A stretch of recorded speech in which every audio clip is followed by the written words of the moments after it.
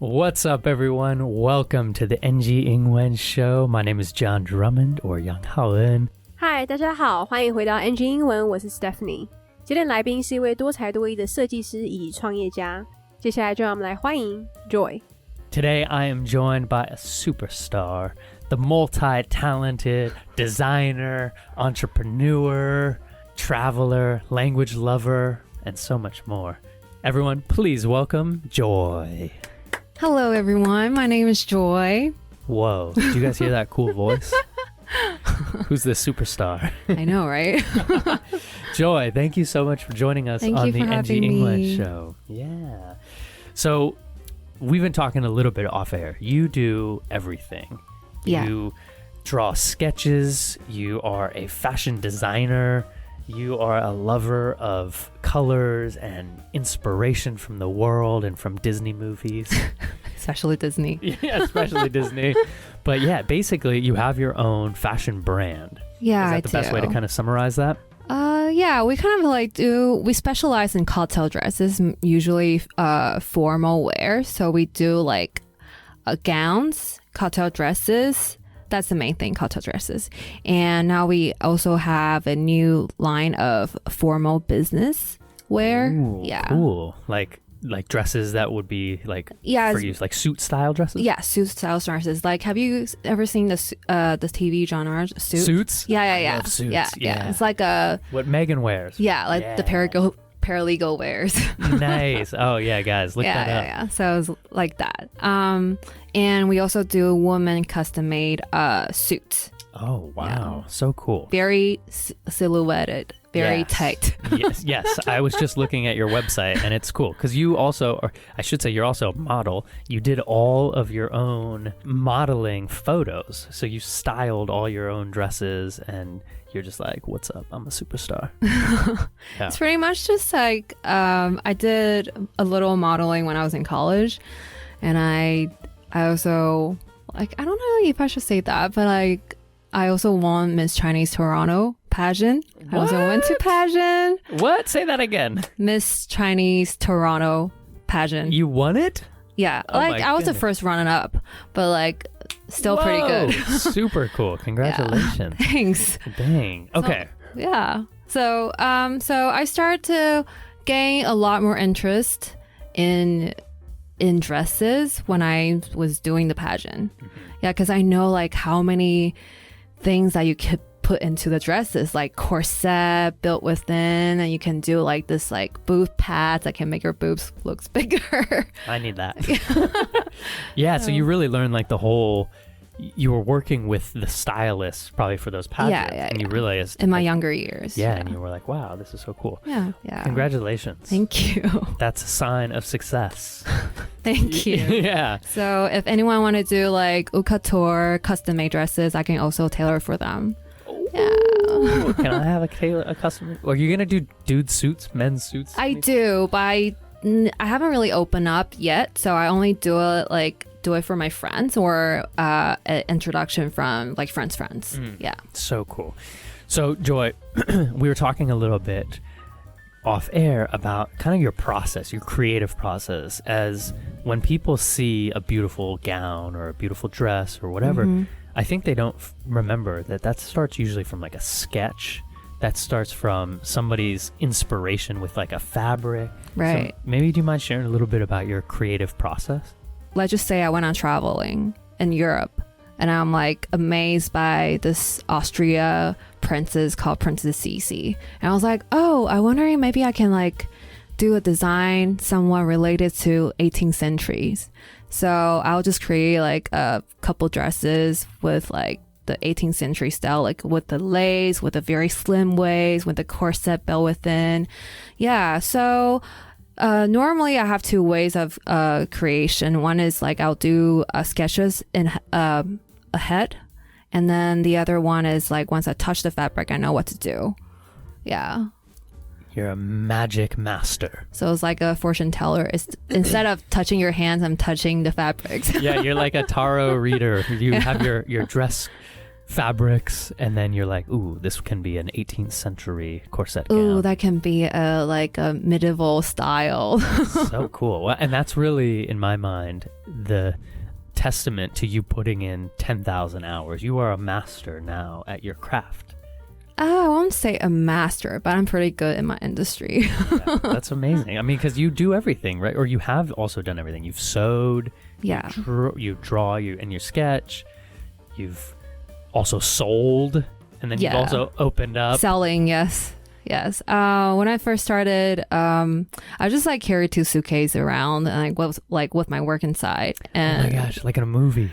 Yeah, it's like going from place to place. Yeah, from place to place. Do you literally. ever see The Pursuit of Happiness?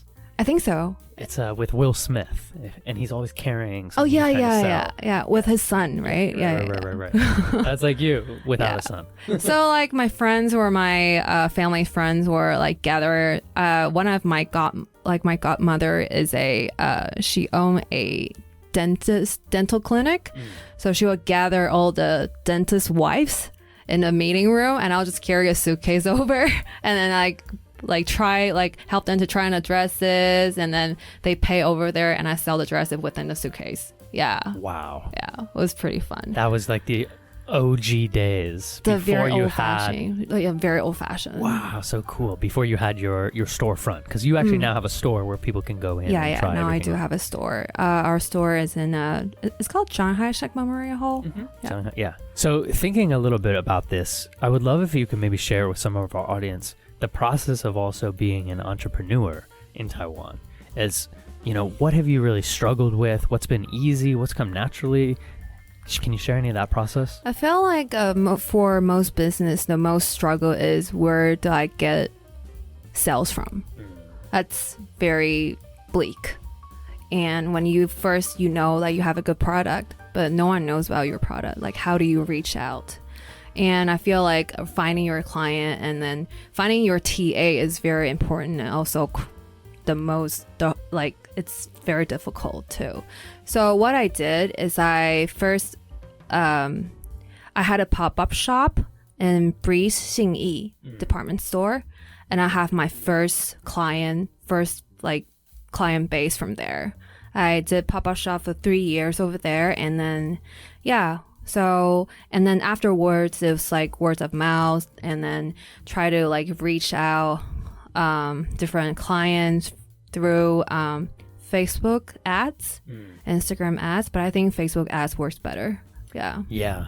Wow, so cool right there. So good vocab word for the day, TA, your target audience. Yes. Yeah, like that's, I mean, you're totally right. You have this beautiful product, but no one knows about it. Like, how do you start generating leads and finding clients? And yeah, so as you built your pop-up store, right? Yeah, for 3 years, that really you became credible. And then you were like, hey, yeah, go check out Joy. Go check out Glam Chamber. Glam Chamber. Yeah, it's a cool. What's the name about? So Marie Antoinette had a secret chamber behind her bedroom. The glamorous chamber. Yeah, so she would gather her friends, her girlfriends over, and then those tailor or merchant will like just present the latest fabric whatsoever in her chamber. It's like, wow, Your Majesty, here is a special jewel from India. And then like girls just had a lot of fun there. It doesn't matter how spoiled Marie Antoinette or how she ended. It doesn't matter. It matters about her chamber. The glam chamber. Yeah. The glamorous chamber behind her bed. Yeah, behind her bed. Yeah. It's like a secret password. You have to like knock. So usually no guys allowed in the chamber. Yes, I was thinking that. Yeah, when the husband came over, there is a special seat for the husband. It's like, here is your husband's seat. Just like go there. Stay outside. Say no more. That's like when I do see, like I go to the malls, I see the guys sitting usually like on their phone. Yeah. And the girls, they're really lost. Yeah, they're just like, go. That's the husband chair. Yeah. So thinking maybe a little bit about the future for yourself, Joy, and for Glam Chamber, what do you want to be focusing on next? I mean, the fashion is crazy, right? It's always changing, but you told me a little bit off air, and something I love, you're going to Paris Fashion Week, and you said, I don't have seasons. I have just what I'm inspired by. And so if I could give a little context there, most brands, especially big brands, try to do season looks. But you don't do that. Is that correct? I don't do that. Like I'm I think different. No, I like yeah, in a way. Cool. I like I think it's just my personality is I'm very into new stuff. So whenever and I got tired and sick of the old stuff. So I just need to create like a new one. So series for me is too much of like repeatedly the same thing. I got bored. So I will just like here and there and pop out different ideas. Usually sometimes my work, it's a lot about my personal relationship. So if I'm single, like my work will be more woman empowerment, dark color, business, sexy, strong, very independent woman vibe. Beyonce. Yeah. Oh, the single lady. No. Yeah, but when I'm just starting, when I'm dating and I meet someone I really like, my style will turn like 180. It will just become very bubbly, very pastel color, very dreamy. And so like a lot of my clients, they can tell my relationship status by my work. Yeah, I was like, Joy, are you in love recently? Why are you all floral? Oh my God. Yeah. That's so cool. Yeah, it becomes like, wow, that's really interesting how you're expressing yourself through your creation, through your art. Yeah, so this is very personal. It's not like just a brand. It's about like the stage I'm in at the moment. Yeah. It's beautiful. Really, really well said too, because I think about all my musician friends, right? And they're the same way. If they're going through a bad part of their life, their music is dark, it's serious, it's sad. Whatever kind of those emotions, but when they're in love and they're happy and they're da-da-da, it's like, I'm happy, it's like all upbeat. And so that makes the sense with the colors, probably. And the fabrics and the look of the dresses. Yeah, it's definitely more puffy dresses, like more princessy, more like, oh, la, la, la, la, la, like that, like Snow White trying to sing with some pigeons. Yeah. It's very cool. Well, congratulations. Thank 8 you. years having your own company in Taiwan is a really beautiful thing. And so I hope everyone can check out online Glam Chamber or go check out your store in person. 来宾是一位服装设计师，同时也拥有自己的服装品牌。那他主要设计的是晚礼服、正装、定制西装跟定制服饰。那来宾分享，他其实有很多灵感来自于迪士尼。那当初会对服装有兴趣，是因为在大学的时候，他曾经参加过选美比赛。那因为选美的时候需要穿很多礼服，所以让他更了解原来这些衣服里面可以塞的东西很多，像是马甲或是胸垫之类的。那来宾也说他的创作过程分成2种，第一种就是像是比如说他去旅游的时候，在奥地利看到了一位公主身上的洋装，那他就想要设计出一跟18世纪相关的服装，那这时候他脑中就会有个想法。那另一种就是他会摸到布料之后就知道要做出什么样的衣服。来宾开玩笑说自己有点像是算命老师，只不过他不是摸手预测未来，而是摸布料设计衣服。那来宾可以说是业界中很厉害的人物，因为从设计、画图到缝线，甚至销售都是他一手包办的。那来宾刚开始的时候是带着2个行李箱到处跑，那当时他会到他干妈的牙医诊所，在他干妈的帮助下聚集牙医师太太们，然后到现场展示出衣服，并且帮他们试穿。那如果他们喜欢的话，就在现场买单。听起来是不是有点像是威尔史密斯那部电影《当幸福来敲门》呢？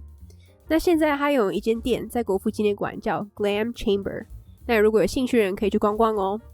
那接着来宾分享，其实他创业中最困难的地方就是销售，因为就算有好的产品，也需要找到对的方法让别人知道，并且找出对的目标受众。所以他后来到了微风百货设了一个快闪店，那这也是他第一批客户名单的来源哦。那他设柜设了3年后才开始透过口碑的方式接触到新的客户。那他也有在 IG 跟 Facebook 下广告，但是他认为 Facebook 的广告效益比较好。来宾说他的品牌名称叫 Glam Chamber 是因为受到了法国皇后 Marie Antoinette 的影响。那因为当时他的卧室里面有一个密室，是专门用来招待朋友们一起看最新的珠宝、布料等华丽的东西。那来宾也分享他的品牌不像大品牌一样会分季节，这是因为来宾的个性比较喜欢追求新事物，而他的作品其实跟他私人生活非常有关系。比如说他单身的时候就会做出一些比较跟女力相关的，然后使用比较深的颜色，然后走比较性感商务风格。但是当他谈恋爱的时候，他的风格就会比较偏梦幻，而且使用比较多糖果、马卡龙色系。那我们来复习一下刚刚来宾跟主持人提到的一些片语跟词汇。第一个是 cocktail dress， cocktail dress， C-O-C-K-T-A-I-L D-R-E-S-S， 意思是晚礼服。第二个是 corset， corset， C-O-R-S-E-T， 也就是马甲或是寿衣的意思。那第三个就是 target audience， target audience， T-A-R-G-E-T-A-U-D-I-E-N-C-E， 意思就是目标受众。最后就是 word of mouth， word of mouth， W-O-R-D-O-F-M-O-U-T-H， 意思就是口碑或是口耳相传哦。那我们继续来听接下来的专访吧。Thank you. Do you mind though, Joy, if we switch gears a little bit? Yeah. To talk about the story of your life and your language. I mean, this is so fun. We're chatting in English. Where did that come from?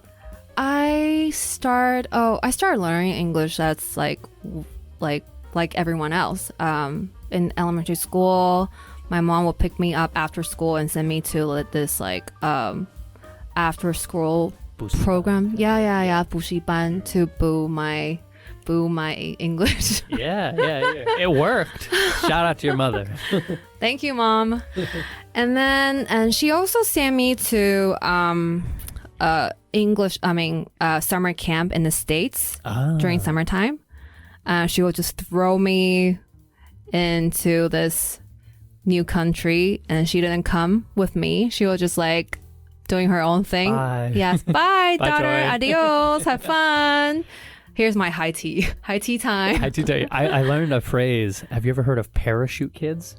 I know parachute, but I don't know parachute kid. I just learned this recently from a friend, Linda. Shout out Linda, who was on the show.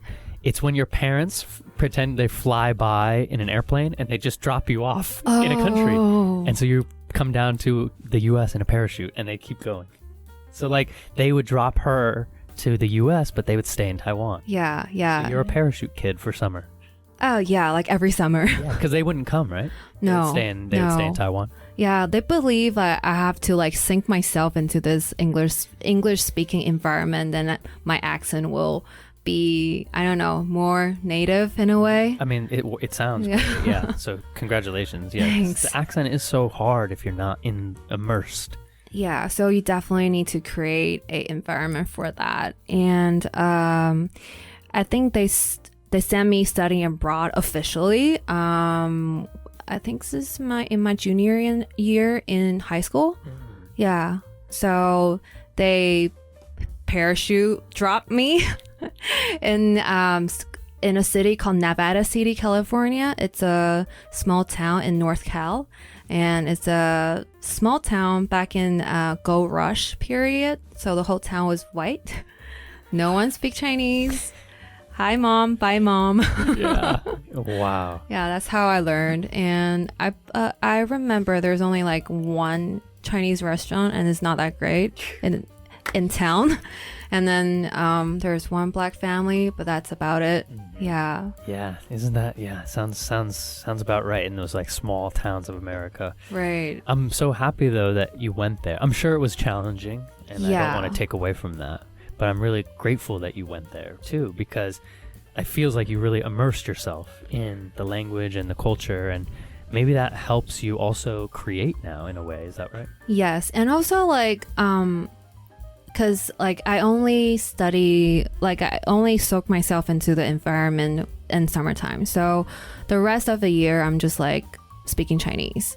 So my English wasn't that great. Maybe my accent was okay, but my vocab and grammar is not there yet.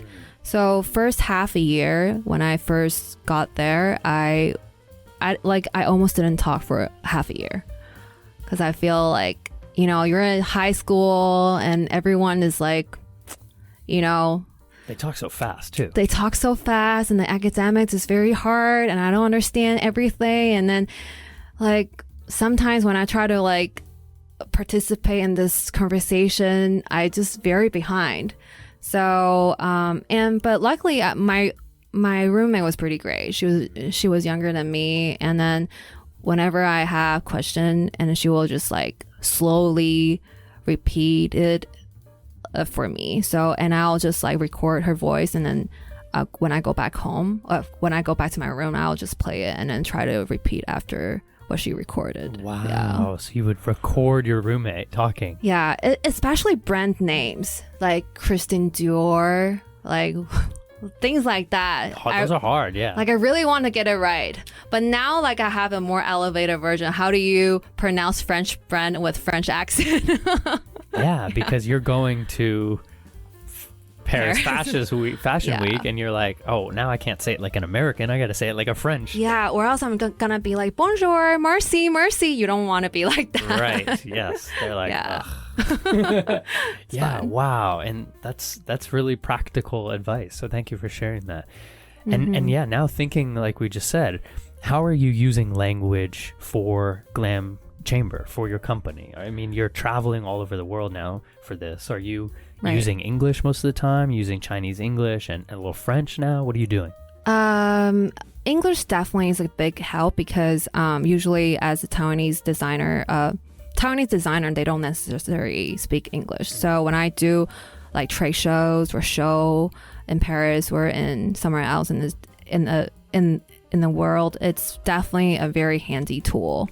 And I feel like I have larger chance compared to other designer to introduce my brand and my concept for my creations.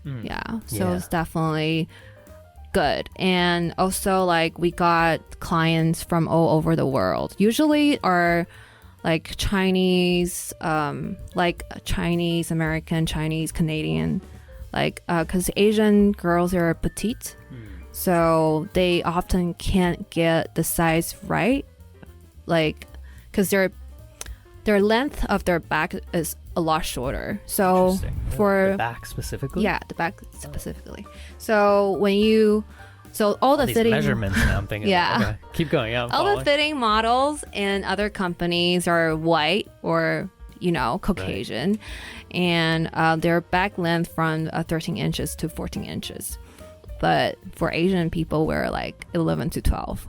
So there's always a back shot of zippers at the back. Really? And it just doesn't fit them at all. So wow. It's interesting to even hear you talking about inches too, because that is such an American way to.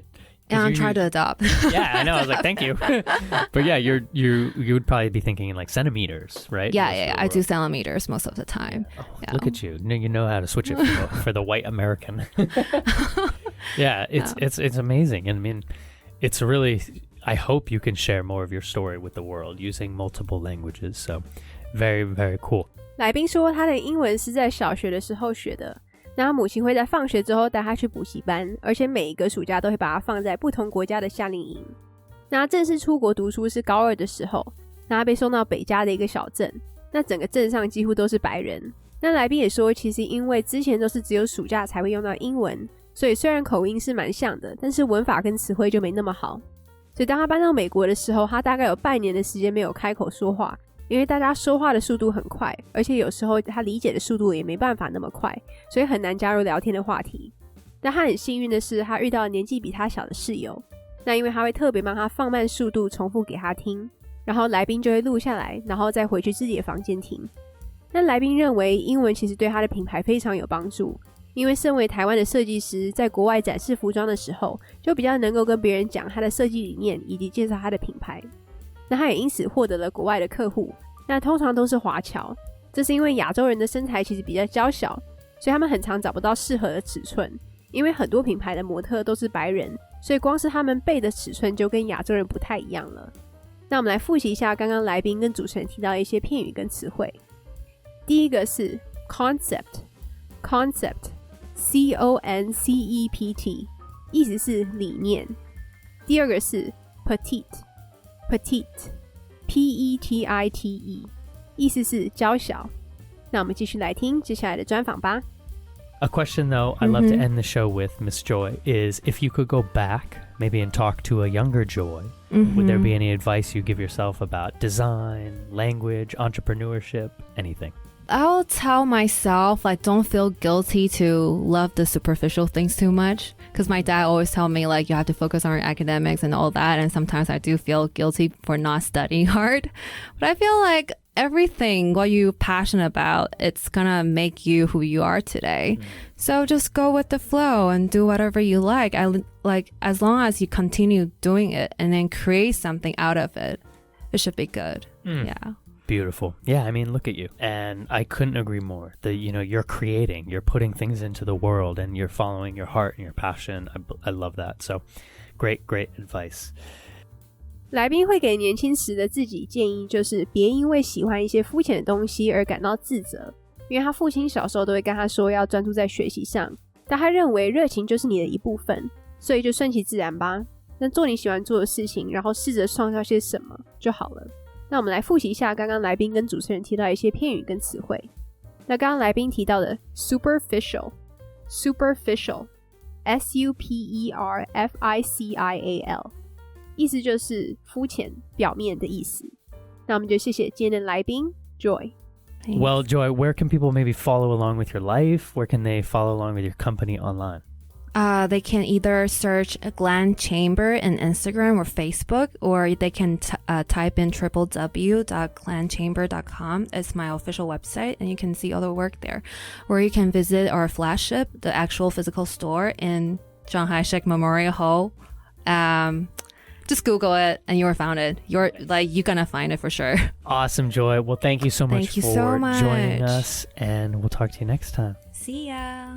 All right, everyone. Thank you so much for joining us on the NG English show. Please go follow along with Joy and all her incredible work at Glam Chamber, or myself, John Drummond, 89, or Yang Haoen. All right, everyone. Stay curious, keep creating, and go do awesome things. We'll talk to you next time. Peace.